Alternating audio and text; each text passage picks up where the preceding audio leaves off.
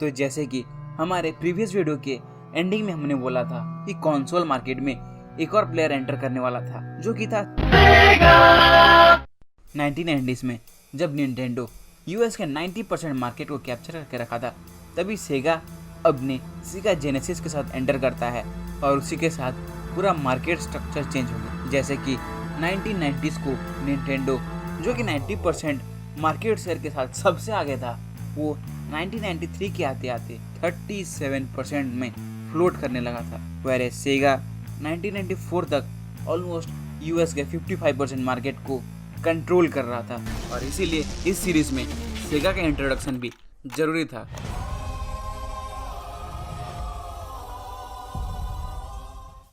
So let's continue with Sony. जैसे कि हमने पार्ट 1 में कहा था कि सोनी के पास एक भी गेम्स नहीं थे और इसके ऊपर सेगा आ चुका था। तो सबसे पहले सोनी के पास गेम्स नहीं थे और निंटेंडो उनके अगेंस्ट में था और ये एक नई मुसीबत सेगा जेनेसिस।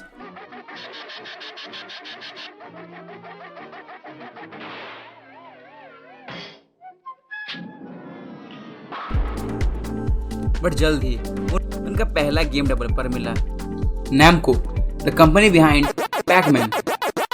जब निंटेंडो अपने इनिशियल स्टेज में था तब नैमको ने निंटेंडो को सपोर्ट करते हुए उनके लिए गेम्स बनाए थे और 1989 तक उनका पार्टनरशिप बहुत अच्छा चला। बट 1989 के बाद निंटेंडो बहुत ज़्यादा सक्सेसफुल होने लगा। एज ए रिजल्ट हुआ ये कि वो चाहते थे अपने प्रॉफिट मार्जिन्स को और एक्सपेंड करें। नैमको, जो कि पहला कंपनी था निंटेंडो को सपोर्ट करने के लिए, इसलिए उनको एक अच्छा डील मिल गया था कि उनको अब as compare to other game developers कम कमीशन देना पड़ता था हर गेम के बेचने पर। जब 1989 को उनकी ये डील एक्सपायर कर गई तब निंटेंडो ने अपने डील को रिन्यू करने से सख्त मना कर दिया, जिससे कि नैमको बहुत ज़्यादा गुस्से में था।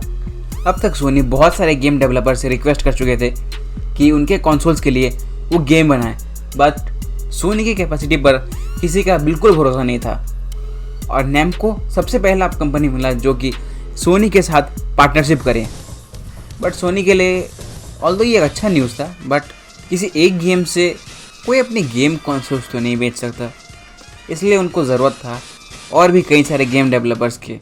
टोक्यो, अक्टूबर 1993, सोनी ने अपने प्ले स्टेशन के लाइव डेमो का अरेंजमेंट किया था, जहाँ पर जापान से लगभग 300 गेम डेवलपर्स आए थे उस डेमो को देखने के लिए। और ये डेमो ही डिसाइड करने वाला था कि सोनी प्ले स्टेशन मार्केट में उतरेगा या फिर मार्केट में उतरने से पहले ही ख़त्म। जैसे ही सोनी की टीम ने प्ले स्टेशन को ऑन किया,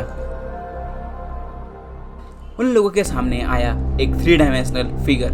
अब तक जितने भी गेम्स थे सब 2D थे और उनमें था 2D पिक्सेलेटेड फिगर्स, वेरेस जो सोनी प्ले स्टेशन जनरेट कर रहा था वो एक 3D फिगर था और देखने में ज़्यादा रियलिस्टिक था।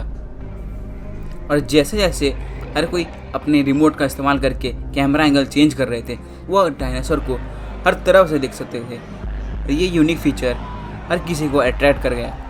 And this was the last time कि सोनी को किसी से रिक्वेस्ट करनी पड़ी उनके कंसोल्स के लिए गेम बनाए। इस एक इवेंट के बाद सोनी ने अपने गेम्स की प्रॉब्लम ख़त्म कर डाली। पर एक और कंपनी था जो सोनी के प्ले स्टेशन में पूरी तरह से नजरें गड़ाए बैठा था। जी हाँ, ये सेगा ही था जो कि सोनी पे नज़र रखे हुए था। 3 दिसंबर 1994, इस दिन सोनी प्ले स्टेशन का लॉन्च होने वाला था। बट प्ले स्टेशन के लॉन्च होने के कुछ ही हफ्तों पहले 22 नवंबर 1994, इस दिन सेगा ने अपने कंसोल सेगा सैटर्न को लॉन्च कर दिया। उनका प्लान ये था कि अगर सोनी से पहले वो अपने कंसोल को लॉन्च कर दें तो उनको एक अर्ली एडवांटेज मिल जाएगा in comparison to Sony PlayStation. और उनका प्लान काम कर गया। साल के ख़त्म होते होते सेगा सैटर्न ने पूरे 5 लाख कंसोल्स बेच डाले थे, वेरेस प्ले स्टेशन ने 3 लाख कंसोल बेचे थे। और ये सब रिपोर्ट सिर्फ कुछ महीनों के थे और जैसे जैसे टाइम बढ़ता वैसे वैसे ये गैप भी बढ़ते जाता। बट सेगा सैटर्न में कुछ प्रॉब्लम्स थे और उसे जानने के लिए हमें सबसे पहले दोनों के हार्डवेयर्स को देखना होगा। सोनी के प्ले स्टेशन में एक 32 बिट CPU था, वेयरएज सेगा सैटर्न में 2 32 बिट CPUs थे। दोनों कंसोल्स में 2 MB का रैम था, बट वीडियो रैम सोनी में 1 MB का था और सेगा सैटर्न में 1.5 MB। तो हार्डवेयर वाइज देखा जाए तो सेगा सैटर्न जीत जाता है, but Sega Saturn although powerful था, but at the same time ये बहुत कॉम्प्लेक्स भी था।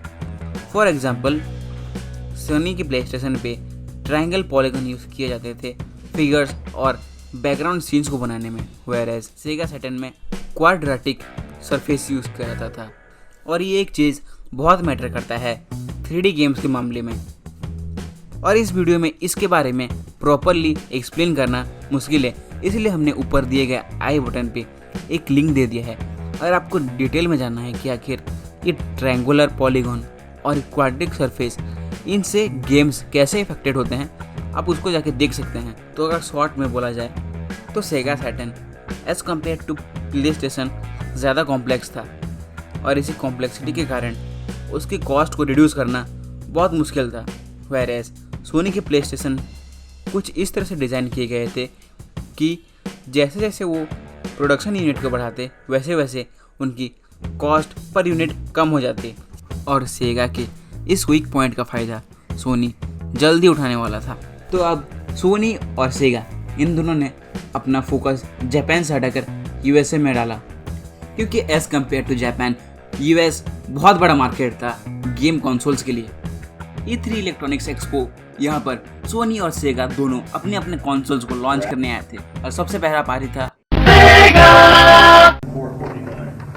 And starting today on primetime TV with these commercials, Sega Saturn is not only here now, it's out there. Thanks. It's been an honor. Sega Saturn already US के market में पहुंच चुका था, और जापान में जिस तरह से उन्होंने अर्ली लॉन्च करके सोनी से ज़्यादा कंसोल्स बेच लिए, सेम ट्रिक यहाँ पर भी अपना रहे थे, और सितंबर तक सेगा ने ऑलमोस्ट 80,000 कंसोल्स बेच डाले थे। इट सीम्स कि सेगा वापस सोनी के प्ले स्टेशन को डिफीट कर देगा, बट सोनी इस बार अपनी पूरी तैयारी के साथ आया था।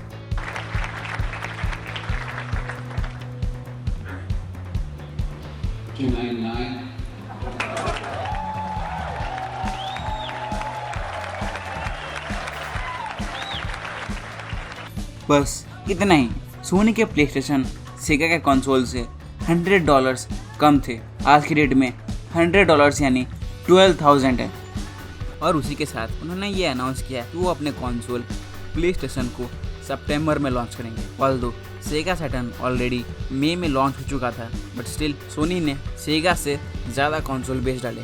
सितंबर में लॉन्च होके भी उन्होंने महीने 1.5 महीने के अंदर ही लगभग 130,000 कंसोल्स बेच डाले थे, और इस इवेंट के बाद सेगा पूरी तरह से ख़त्म हो चुका था।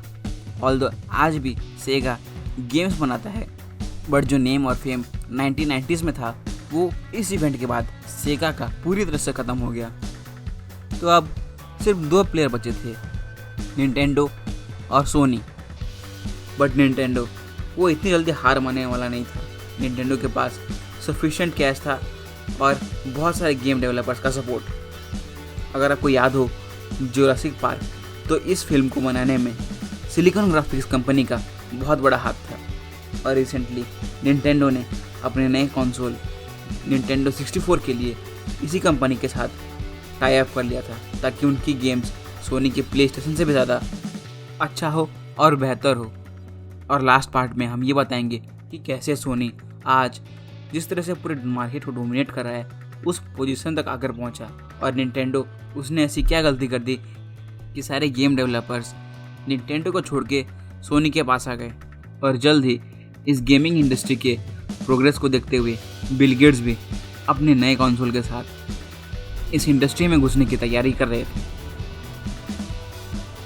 Spartan Locke.